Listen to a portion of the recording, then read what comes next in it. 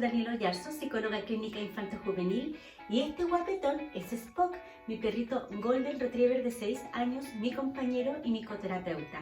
Junto a Spock trabajamos con niños, adolescentes y sus familias, y el día de hoy las queremos invitar a conversar sobre un tema que nos parece muy relevante y que tiene relación a cómo poder transitar esta cuarentena en soledad. ¿Por qué es importante? Porque mucho se ha escrito, se ha investigado y se ha hablado sobre cómo poder pasar esta cuarentena en familia. Si estamos en pareja, cómo sobrevivir a la cuarentena sin separarnos. Si somos padres, agotamiento parental. Cómo sobrevivir a motivar a tu hijo a hacer las tareas, a conectarse a las clases virtuales sin morir en el intento. Cómo podemos mantener nuestro estado físico, si salgo a la calle desde un punto de vista higiénico y de salud, cuál es el distanciamiento social que tengo que tener entre una y otra persona, el uso correcto de la mascarilla, si llego a la casa, el uso correcto del lavado de manos, uso correcto de implementación, llegar, desinfectarme, desinfectar las cosas que traigo desde afuera. Hay mucho de lo que se ha hablado, pero de vivir la cuarentena en soledad se ha hablado tan poco. Y es importante porque no son pocas las personas que viven solos, no son pocas las personas en el fondo que están de manera anónima. Uno siempre tiene conocidos, vecinos o amigos, familiares que están transitando por este periodo en soledad, de manera sola, y es necesario también poder comprender cómo lo están transitando. ¿Será lo mismo pasar por esta cuarentena, vivenciar este periodo de confinamiento, si yo vivo solo y tengo 20, 30 años o si tengo 60 años y más? ¿Será lo mismo? ¿Serán los mismos temores? ¿Serán las mismas sensaciones? Eso lo vamos a ir viendo. Lo primero que tenemos que considerar en este sentido es hacer una distinción muy importante, y es que vivir solo no es lo mismo que estar solo. ¿Por qué no? Porque el vivir solo tiene relación con el distanciamiento físico. Yo vivo solo en un departamento, vivo solo en una casa, en una pieza, en una pensión. Tengo una pieza sola y me la paso ahí encerrado, la verdad, salgo muy poco. En fin, cuando yo digo que vivo solo, que vivo sola, estoy en un ambiente solamente yo, sin ninguna otra persona. Sin embargo, cuando yo hablo que estoy en soledad, estamos hablando de un distanciamiento emocional. ¿Por qué es tan necesario poder hacer esta distinción? Porque no necesariamente la persona que vive sola se va a sentir en soledad. No necesariamente la persona que vive en una casa con muchas personas va a estar acompañada. Yo tengo relatos de pacientes que me dicen, vivo en una casa con mucha gente, pero me siento sola, porque no hay nadie que converse conmigo, porque me siento incomprendida, porque no tengo la confianza para poder hablar. Versus una persona que está viviendo solo, está viviendo sola, pero aún así sus interacciones sociales siguen manteniéndose a través de las redes sociales, a través de WhatsApp, llamadas telefónicos, videollamadas. Entonces, una vez que nosotras consideramos y tenemos en cuenta cuál es esta distinción, nosotros podemos pensar en este amigo, en este familiar, en este vecino, conocido. ¿Será que se siente solo o será que está solamente viviendo solo? Y en relación a eso, yo me voy a poder movilizar y voy a poder actuar.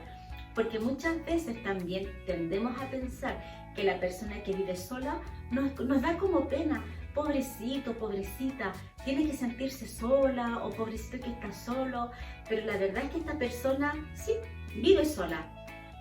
Emocionalmente también está bastante distante, por lo tanto está en soledad, pero está cómodo, ¿ya? Y nuestra presencia, nuestro sentir, lo único que va a hacer es importunar, va a ser transgredir su espacio, vamos a tender un poco a ser intrusivas, sin quererlo, movilizados por este temor que a lo mejor o por esta pena, que a lo mejor la está pasando mal porque está sola, y puede que no le esté pasando mal, puede que esté bien y esté tranquila. Entonces, cuando nosotros comprendemos la diferencia y la distinción, podemos dar cuenta de cómo se siente esta persona. También para nosotros va a ser una guía de cómo nosotros podemos actuar. Nos tendremos que acercar más, nos tendremos que alejar y dar un poquito de distancia. En el fondo vamos a comenzar a regular nuestra interacción, que es lo importante. Considerando entonces las personas y la gran distinción entre las personas que viven solas y quienes están solos, es válido preguntarse, ¿quiénes serán los que vivirán mejor este encierro? ¿Quiénes serán los que peor las pasarán en este encierro? Y bueno, las personas que mejor pueden vivir este encierro son esas personas que están acostumbradas a estar solas. En el fondo, viven solas, pero además están acostumbrados a este distanciamiento social, como por ejemplo las personas adultas mayores, quienes lamentablemente y por una historia de vida en particular se han quedado solas y no tienen mayor interacción con sus hijos o con el resto de la familia. Ellos se hicieron amigos de esta soledad, ellos se acostumbraron a estar solos y este distanciamiento emocional con las otras personas para ellos no es tema. Ya lo tienen asumido, lo han hecho parte de su día a día, por lo tanto este periodo de confinamiento tampoco a ellos les ha afectado mayormente. Las otras personas que también podrían sobrellevarlo de una mejor manera son personas jóvenes, pero que en el fondo sean más solitarias. Entonces son personas que no les ha afectado mayormente el no tener que ir a trabajar de manera presencial, el no relacionarse con sus pares, el que tener que trabajar de manera remota. Ya como su día a día en el fondo lo han normalizado de una manera muy rápida y se han sentido inclusive hasta aliviados. Hay personas que para ellos es un gran pesar tener que interactuar con otros, no saben, no tienen muchas habilidades sociales y sin lugar a dudas que este periodo de confinamiento para ellos ha sido como un descanso de la tensión que significa interactuar con otras personas. Ahora, así como vimos las personas que estarían mejor preparadas para pasar este confinamiento estando solos o solas, también vamos a ver el otro punto, ¿quiénes peor lo estarían pasando?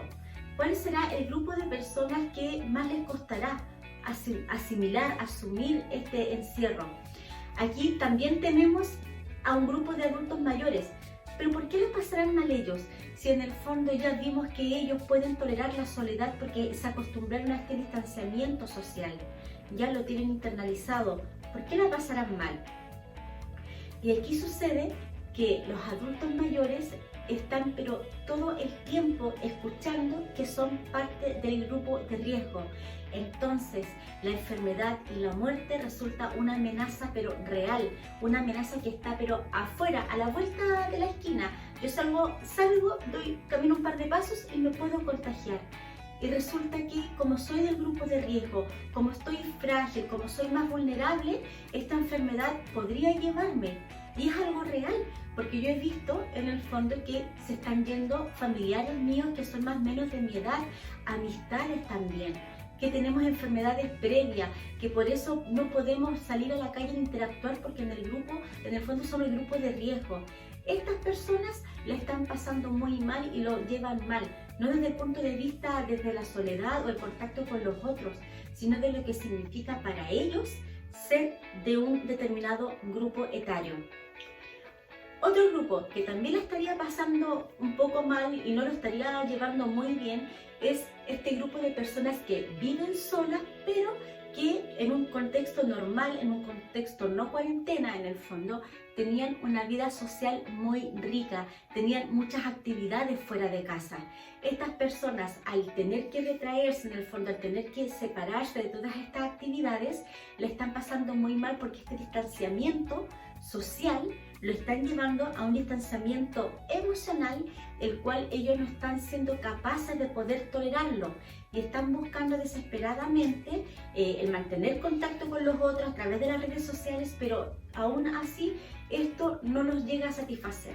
Este grupo de personas también lo estaría pasando muy mal en el fondo. No saben regular y no saben calibrar, no saben estar con ellos mismos. Ahora, ¿cuál es el riesgo que se corre en estar durante tanto tiempo en confinamiento y viviendo solo? Sin lugar a dudas que el abandono es el mayor riesgo que puede tener la persona. Cuando nosotros dejamos de tener contacto con los otros, nos empezamos como a acomodar y ya pasa un día, 2 días en el que comenzamos a no ducharnos y a no cambiarnos de ropa. Y ya después se hace una rutina, el no ducharse, el no cambiarse de ropa, el desordenarse con el sueño. El día lo hago noche y la noche lo hago día. Como cuando quiero. Hay días en que a lo mejor no voy a comer nada, pero al día siguiente voy a comer demasiado. Todos esos desórdenes significan abandono. ¿Cuál es el tema aquí? ¿Cuál es la preocupación? Es que en el fondo nuestra imagen y nuestro bienestar repercute directamente a nuestra autoestima. Podría ser, por lo tanto, que saliendo de nuestra cuarentena, ya yo podría salir de confinamiento con una autoestima un poco dañada, con una autoimagen muy baja, con una autoestima también desde el cuidado personal un poco disminuida. Ese es un riesgo que se corre en este periodo de cuarentena y nosotros también tenemos que considerarlo para poner atención en estas personas, en estos amigos, familiares que viven solos y poner atención a sus relatos. ¿Sabes que hoy día no me duché? Ah, cuéntame, ¿hace cuánto que no te estás duchando? Uy, parece que te estás desordenando con las comidas, con el sueño. Todos son indicadores de que esta persona se está abandonando y va a depender de nosotros y del tipo de comunicación y contacto que tengamos con esta persona, poder ayudarles a salir de este abandono o dejarlos en el fondo que lo sigan haciendo. Y yo creo que nosotras particularmente no vamos a querer que personas que queremos tanto comiencen a abandonarse. Por lo tanto, sabiendo que hay un riesgo de caer en el abandono, también es necesario considerar que podemos nosotros sobrellevar esta cuarentena, este confinamiento desde lo positivo. Aunque estemos solos, es importante tener una mirada como positiva e importante ver cómo nosotros podemos salir más fortalecidos de esta cuarentena. Y aquí lo que nosotros podemos ver es lo siguiente. Primero, ver esta cuarentena como una posibilidad de conocernos a nosotros mismos, de aprender a estar con nosotros mismos. Muchas veces nosotros en el día a día solemos mantener relaciones tóxicas, relaciones dañinas, de relaciones que no hacen bien, ya sea con una pareja, con amigos, con familia, en el trabajo. Son relaciones que a nosotros no nos hacen bien, pero no sabemos cómo cortar. ¿Por qué? Porque nos da más miedo estar con nosotras mismas que estar en una relación dañina y optamos por esta relación. La cuarentena se presenta como una oportunidad de poder estar con nosotras mismas, de conocernos, de aceptarnos, de pensar en el fondo qué es lo que hemos hecho, qué nos gustaría hacer. Vivir solo, en el fondo, es comunicarse mucho con uno misma. Vivir solo es conocerse, es reencantarse con uno misma también. Lo importante de todo esto es que durante esta cuarentena, durante este periodo de confinamiento, tenemos oportunidades para aprender cosas. Y lo primero es aprender a estar solo. Hay que tomarse este periodo de confinamiento como una oportunidad para poder estar mejor con nosotros mismos, para poder revisarnos, poder dar cuenta de nuestras actitudes, de nuestra manera de comunicarnos y cómo esto impacta en las otras personas. Ya sabiendo, considerando qué es lo que me sucede a mí, abrazando la fragilidad, abrazando muchas veces el temor y pidiéndole también al Señor que nos ayude a tener fortaleza, a confiar más también, pero siempre desde nuestra soledad, siempre desde abrazar estar solo físicamente, pero también si estamos distanciados emocionalmente de otras personas. Segundo punto es estructurar nuestros días. Aquí la consigna es ocuparse en vez de preocuparse todo el rato. El poder estructurar nuestros días nos permite saber hasta dónde podemos llegar, hasta dónde nos movemos en el fondo. Me aliviana la incertidumbre que me genera el no saber qué hacer y también me permite proyectarme hacia el futuro. Punto número 3. ¿Cómo estoy alimentando mi cerebro? ¿Cómo me estoy informando? Nosotros tenemos que considerar que en la medida que nosotras recabamos información, leemos los diarios, leemos las noticias de Facebook, vemos lo que está pasando por WhatsApp, hay medios no oficiales que igual estamos leyendo, en el fondo estamos alimentando a nuestro cerebro. ¿Cómo estoy alimentando yo a mi cerebro? ¿Le estaré alimentando a través de noticias catastróficas? ¿Ya? Cosa de que mi cerebro interprete esta realidad como muy amenazante para mí, y esté todo el rato en alerta, o estoy siendo prudente también. Aquí lo que se requiere en el fondo es que si yo necesito interiorizarme de las noticias, necesito leer para saber qué es lo que está sucediendo, está bien, lo podemos hacer, pero ¿cómo? Quizás escoger 3, máximo 4 medios que para mí sean fiables, y de esos 4 medios yo leer solamente 15 minutos al día, no estar mañana y tarde, noche leyendo noticias o viendo noticias, sino que solamente yo leo lo que necesito para el día y empezar a acostumbrarme a eso, a reducir la cantidad de información que estoy consumiendo. Número 4. Tenemos que asumir en que van a haber momentos de tristeza, de mayor angustia o ansiedad.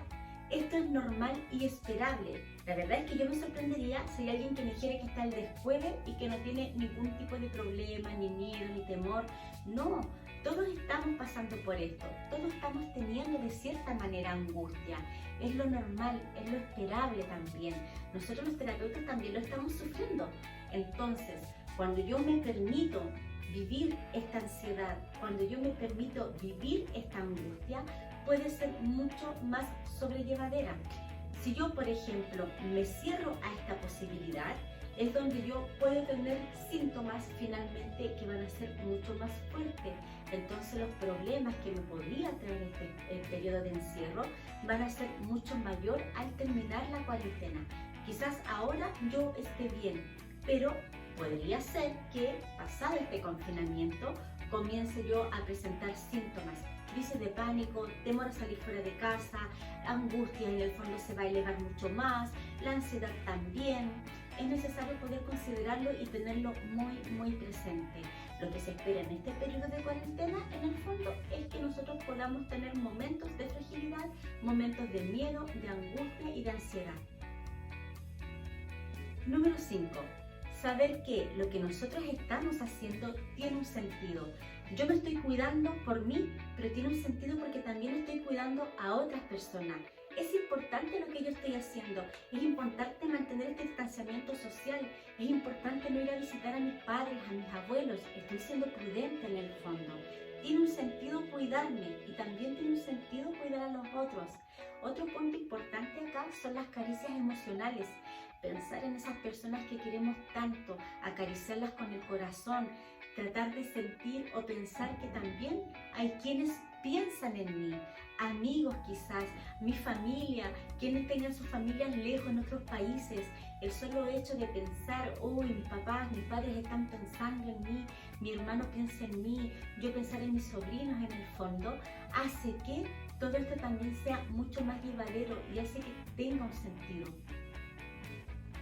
Número 6. Buscar contacto. ¿Por qué es tan importante este punto en el fondo? Porque la soledad, este distanciamiento social, comienza a generar tristeza, comienza a generar angustia, miedo, ansiedad. Cuando yo me siento así, lo importante es poder saber a quién dirigirme. Uno conversa con personas distintas y conversa sobre temas diferentes. Cuando yo, por ejemplo, tengo miedo, quizás puedo hablar con una persona determinada. Cuando yo a lo mejor tengo tristeza o angustia, puedo recurrir a otra persona. Si de repente tengo rabia, también puedo recurrir a alguien. Lo importante es que nosotros nos podamos comunicar. Y si esto no es suficiente y yo necesito un tipo de ayuda más específica, saber también que hay profesionales que están atendiendo online, hay algunos que ya están atendiendo presenciales, pero saber en el fondo dónde poder dirigirme. Es importante buscar contacto y no hacer de este vivir solo una soledad, no distanciarme emocionalmente. Número 7. Los pensamientos positivos. Mantener pensamientos positivos a nosotros nos permite poder proyectarnos. Nuestros mecanismos de defensas emocionales y también racionales, en el fondo, comienzan a ver una salida a lo que está pasando. No lo estoy evidenciando desde lo negativo, muy por el contrario, lo positivo me activa, me moviliza, me permite, en el fondo, avanzar, proyectarme, seguir hacia adelante. Número 8 y final, propósitos de futuro. Aquí es muy importante trazarnos metas. Pueden ser metas cortitas, pueden ser metas un poco más largas.